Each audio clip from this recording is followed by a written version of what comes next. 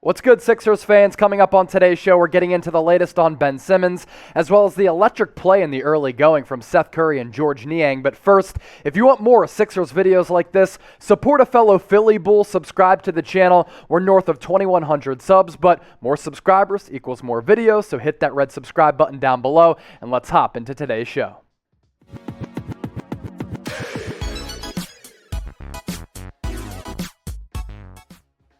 Welcome into Philadelphia 76ers Now by Chat Sports. I am your host, Jay Sr. Let's get into the latest on Ben Simmons on this Friday. Hope you're all getting set to have a fantastic weekend. Sixers off to a fantastic start without the services of Ben Simmons, and it looks as though they don't really need him to have a lot of regular season success, and there's an update on this front. Adrian Wojnarsowki of ESPN tweeting this out on Friday saying, ESPN sources the 76ers fined Ben Simmons $360,000 that game salary for missing Thursday's game and plan to resume fining him until he cooperates with team physicians on his mental health issues and fulfills other basketball-related obligations. This significant because after initially fining Ben Simmons, the Sixers elected not to, and now they are once again putting a dent into his paycheck.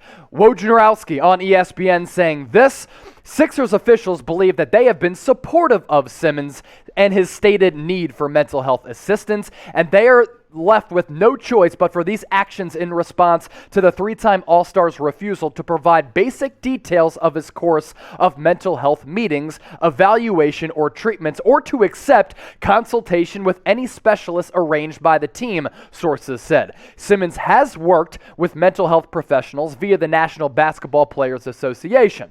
But for the Sixers and Simmons, this is the latest salvo in an increasingly antagonistic 4-month standoff. Simmons, with 4 years and $147 million left on his contract, has requested a trade and has expressed no desire to rejoin the team. But here's the crazy thing is that he continues to surface and show up at the practice facility in Camden, and this tells me right now that the situation continues to get ugly, it continues to remain contentious, and the Sixers are really just pissed off. They're looking at this scenario saying, Ben, we are trying to get you help, we want to welcome you back, but obviously you don't want to come back to this organization because you're so butthurt of how everything has transpired over time. And honestly, look, if Ben Simmons is actually dealing with mental health issues and anxiety, maybe even depression, then I do feel bad for him because he's gone through a rocky tenure within this organization. But if he's not actually dealing with some of these mental health pitfalls, it is a disgrace if he's using this as an excuse, because basically he's making fun of and he's not showing respect to other people who are actually dealing with mental health struggles in between the ears. The trust here between Simmons' camp, Ben Simmons, and the organization, and then with the organization toward Ben Simmons, it is clearly broken right now, and I've continued to say this over time. I'm not sure how this relationship is going to be able to continue over time. This is a player who wants no parts of being with this organization, and honestly, it's an organization that's been trying to move him for some time, but they realize we need to improve his value in order to get a player back for a guy who I still think has value, one of, if not the best defenders in the league, who's made it to 3 All-Star games, but clearly, the Sixers team has rallied. Clearly, they are confident without the services of Ben Simmons, and clearly, they don't really need him right now because they are number 1 in the Eastern Conference throughout the first 9 games, number 1 in offensive efficiency, playing well without him, and they're just showing everybody that Ben Simmons is a fraud. And for Ben Simmons, if he wants to get dealt, report and be in the good graces of this organization, because you're not doing yourself any good, because right now you are damaging your value and you are elongating these conversations for you to be dealt elsewhere. So with that, Sixers fans, I do want to ask you this. When Ben Simmons goes out there and addresses the entire team and says, I'm not mentally fit to play right now, do you believe him or do you think he's a liar? Type T for truth. Type L for liar. Get those votes down in the comment section down below and let me know how you're really feeling about Ben Simmons. Also, I'm a fellow Philadelphia cat, grew up in Westchester, went to Temple University. We started the Sixers channel back a few months ago during the heat of the offseason. It's been the fastest growing Sixers channel out there on YouTube. So if you're enjoying our content, show us some love and showing us that you actually enjoy the videos by just hitting that thumbs up icon and like the video. Let's get to the Eastern Conference standings right now. I understand it's early, but I didn't expect the Sixers to get off to this pleasant of a start, even with Joel Embiid not really playing well as compared to last year. But here you go, Philadelphia atop the East right now, and this conference is so deep. The depth of it as good as it's been in several years. Sixers in first place, followed by the Miami Heat, who are right on their heels. And then things really get interesting between 3 and 10. You have the Wizards at 5 and 3. Knicks have fallen to 7th place at 5 and 3. Then you have the surprise Cavaliers at 5 and 4. Charlotte Hornets have been playing good basketball behind LaMelo Ball and Miles Bridges. And the Milwaukee Bucks coming off that NBA championship and even 4 and 4. But that goes to show you the depth of this conference at the Sixers. First place at 7 and 2. 10th place is only 3 games removed from the win column. It's going to be lit in the Eastern Conference this year. Speaking of the Sixers not missing Ben Simmons on the offensive end of the floor, we understand and know at this point that he's afraid to shoot the rock, and he's never done anything to improve his offensive game.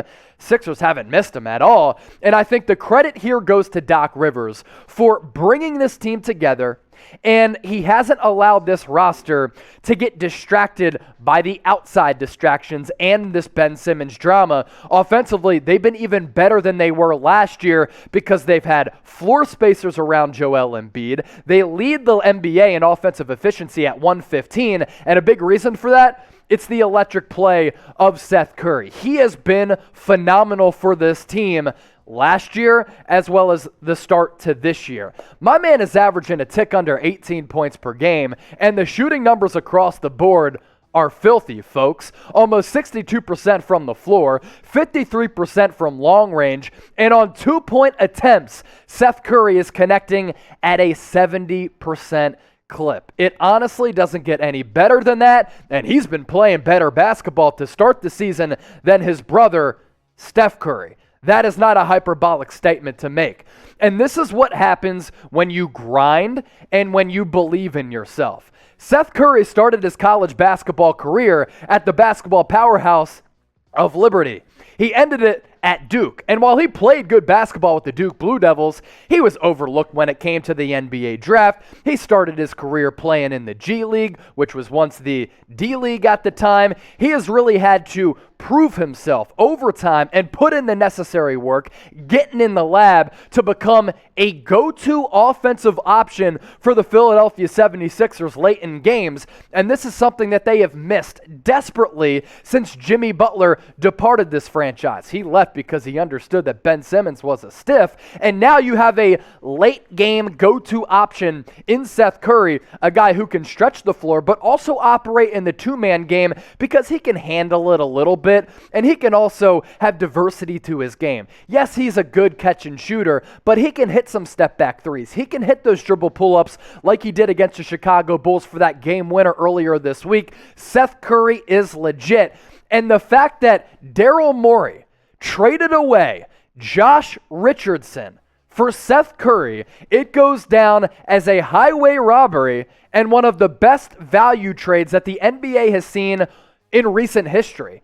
And the fact that Seth Curry is also making $8+ million per year, that is crazy considering his value with this team right now and how he bailed this team out at the end of shot clocks and at the end of games last year, especially in that second round series against the Atlanta Hawks. So with Seth Curry averaging around 17 points per, is that sustainable? Let me know. Type Y for yes, type N for no. Career highs in points, career highs in field goal percentage, 3-point percentage. Yes, it is early, but this is a carryover effect from last year into this year. We'll see if it's sustainable. I'm going to lean toward no because nobody has shot the lights out like that, but I do think Seth Curry, pivotal for this team moving forward. Another guy who's been pivotal in the early portion of the season, Georges Niang. And this is another steal by Daryl Morey, and we'll get to that here in just a minute. But Georges Niang has been money from deep. He's given this team a little bit of a defensive edge because he's got a big body on that end of the floor. But Georges Niang has been such a pleasant surprise alongside Seth Curry. He's averaging almost 16 points per night, 5.5 rebounds. He's shooting almost 42% from beyond the arc and 83% from the free throw line. Like Seth Curry, this is another player development story of a guy who was overlooked coming out of Iowa State, overlooked when it came to the NBA draft, but has been in the lab. He's put in the necessary work to really become a very, very solid rotational piece and player for a team that figures to be in the thick of things in the Eastern Conference. $3.3 million. That is the base salary for Georges Niang this year.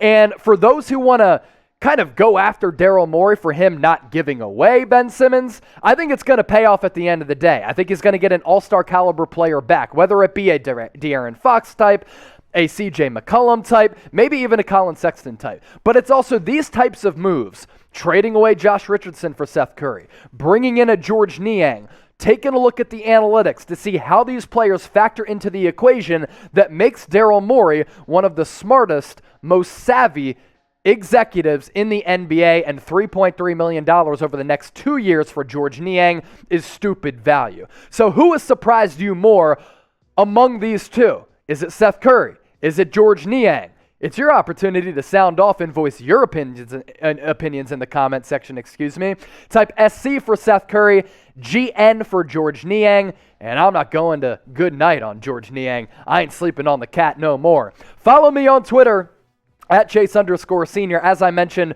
grew up right outside of Philadelphia, went to school at Temple University. I do a bunch of things here at Chat Sports, covering the NFL, covering the NBA, but this is my baby here. Started it from scratch, love seeing it grow. Support me, interact with me, follow me, and I'll talk to you guys soon.